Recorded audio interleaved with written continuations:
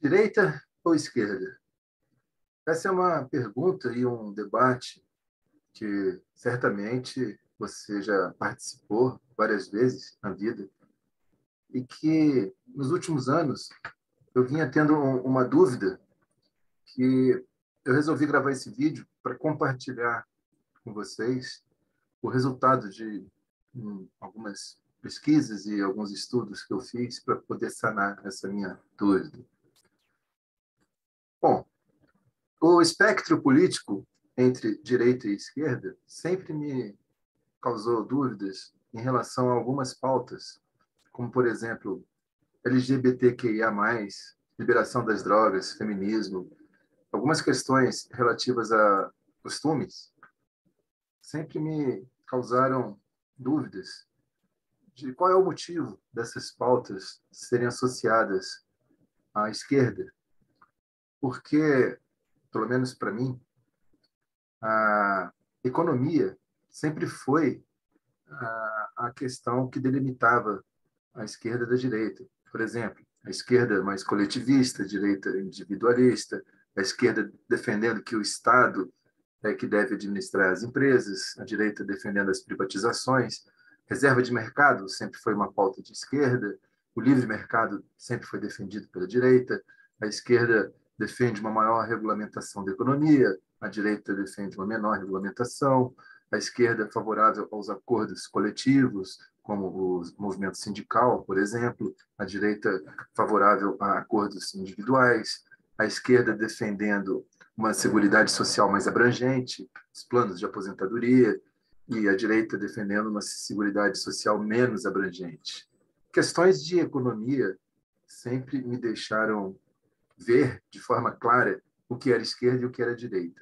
Mas a questão dos costumes sempre me causou dúvida. Eu perguntei já a alguns amigos que inclusive, têm mestrado nessa área, qual era o motivo dessas pautas serem associadas à esquerda. E eu nunca obtive uma resposta satisfatória. Por isso, eu precisei estudar, pesquisar, e esse vídeo, como eu disse, tem o objetivo de compartilhar com vocês o resultado desse meu estudo. Bom, para contextualizar, primeiramente nós precisamos fazer uma viagem no tempo. Vamos voltar lá aos anos de 1789 a 1799, um período de 10 anos, onde ocorreu a Revolução Francesa, um marco na história da humanidade. Inclusive, essa época delimita a Idade Moderna e a Idade Contemporânea. A Revolução Francesa marca o fim da Idade Moderna e o início da Idade Contemporânea. Bom, um período de 10 anos em que muita coisa aconteceu. Vale a pena, para quem não conhece, estudar, pesquisar. O objetivo desse vídeo, de fato, não é abordar sobre esse tema. Mas eu preciso contextualizar alguns pontos. Vamos lá. Nos anos que antecederam a Revolução Francesa, a monarquia da França viveu períodos chamados de monarquia absolutista, onde o rei tinha plenos poderes, tanto na área econômica, na área política, o rei mandava e desmandava. E nessa foto a gente vê o Palácio de Versalhes, onde era a residência da família monárquica, e era uma vida de muito luxo, muitas festas, e a população pagava altos impostos para custear essa vida da nobreza. Isso causou muita revolta na população. Houve, inclusive, uma frase icônica atribuída a Maria Antonieta, onde, quando chegou a ela a informação de que as pessoas não tinham mais pão para comer, ela reagiu e disse: "Ora, se eles não têm pão, que comam brioches." É uma frase icônica, como eu disse, que marca a Revolução Francesa e explicita bem a forma com que a monarquia vivia apartada da realidade do povo francês. Então, precisamos saber o seguinte: houve uma revolta popular, a monarquia foi extinta, o rei foi guilhotinado em praça pública, a rainha também. Muitos nobres foram guilhotinados e a monarquia foi destituída e houve uma assembleia para escrever uma nova constituinte. Um novo país estava surgindo e as regras precisavam ser acordadas.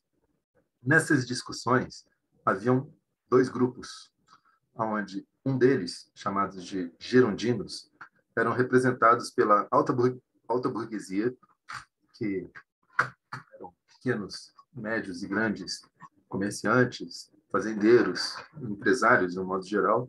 Eles tinham dinheiro, tinham uma vida boa, mas estavam insatisfeitos com os altos impostos e queriam, de fato, que acabasse o absolutismo da monarquia.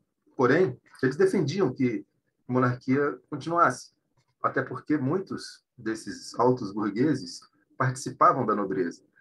A monarquia, nos seus períodos finais, ela precisou de dinheiro, ela começou a fraquejar financeiramente e por isso ela passou a vender títulos de nobreza. Os empresários com muito dinheiro compravam esses títulos de nobreza e passavam a fazer parte da monarquia. Então, esse grupo de girondinos, eles estavam, de certa forma, infiltrados dentro da monarquia. Então, eles tinham muita coisa a perder.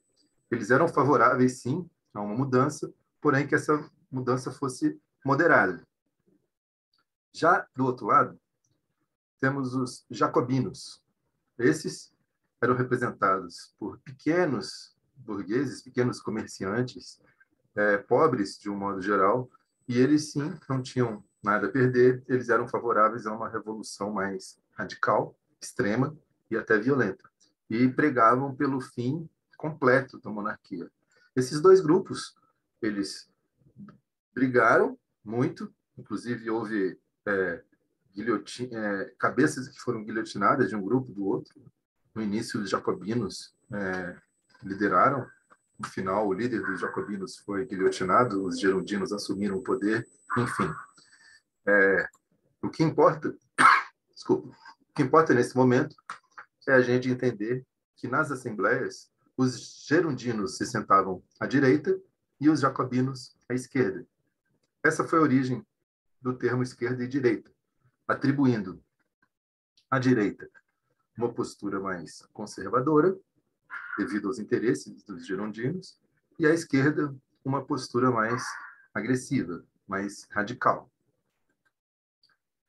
Bom, a representação do espectro político em um único eixo, monoaxial, onde você tem a direita de um lado e a esquerda do outro lado, ela se torna muito simplória para poder qualificar e representar os diferentes ideais e os diferentes pensamentos políticos, seja na esfera das liberdades econômicas, seja na esfera das liberdades individuais. Houve um americano, houve não, ainda há, ele está vivo, David Nolan, ele é um dos fundadores do Partido Libertário Americano. David Nolan propôs um modelo de representação do espectro político e econômico, onde teríamos dois eixos, ou seja, um modelo biaxial. Imagine que num eixo, o eixo horizontal, nós representamos a liberdade econômica. Quanto mais à direita, maior a liberdade econômica. E no eixo vertical, nós temos a liberdade individual. Quanto mais acima, quanto mais subimos, maior a liberdade individual. Sendo assim, nós podemos dividir esse modelo em 4 quadrantes, onde no ponto mais próximo do cruzamento dos eixos, nós temos baixa liberdade individual e baixa liberdade econômica. No quadrante mais à direita, porém ainda abaixo em termos de liberdade individual, nós temos alta liberdade econômica e baixa liberdade individual. No terceiro quadrante, nós temos alta liberdade individual, porém baixa liberdade econômica. E, por último, alta liberdade econômica e alta liberdade individual. Então, nós temos os chamados conservadores representados neste quadrante, onde a liberdade econômica é mais alta, é mais avançada, porém, a liberdade individual é mais restrita. Esses são os conservadores. Eles defendem, por exemplo, o livre mercado, as privatizações, mas, ao mesmo tempo, eles preferem limitar as liberdades individuais, se apegando aos chamados bons costumes. São contra a liberação das drogas, não são simpatizantes dos movimentos LGBTQIA+, e etc. No outro quadrante, nós temos os chamados progressistas, em que eles têm maior liberdade individual, por exemplo, aquele famoso slogan, meu corpo, minhas regras. Eles são mais simpatizantes às leis antidrogas, aos direitos LGBTQIA+, ao feminismo, porém, eles defendem que o governo controle a economia, são a favor da taxação de grandes fortunas, são a favor dos grandes sindicatos, são a favor das estatais, contra as privatizações, etc. Esses são os chamados e conhecidos progressistas. Temos agora esses dois outros quadrantes, até então desconhecidos, porque se fala muito em direita e esquerda, associando apenas aos progressistas e conservadores, como se os conservadores fossem o lado direito do eixo e os progressistas do lado esquerdo. Mas considerando esse modelo de dois eixos, nós temos esses dois outros quadrantes, onde na parte de baixo, ou seja, pouca liberdade econômica e pouca liberdade individual, temos os populistas, que são os governos totalitários. E, na parte de cima, os chamados libertários, ou os anarquistas, com alta liberdade econômica e alta liberdade individual. Sendo assim, formamos aqui os nossos 4 eixos. David Nolan, ele chama também os conservadores de asa direita, o lado direito desse modelo, e os progressistas de asa esquerda.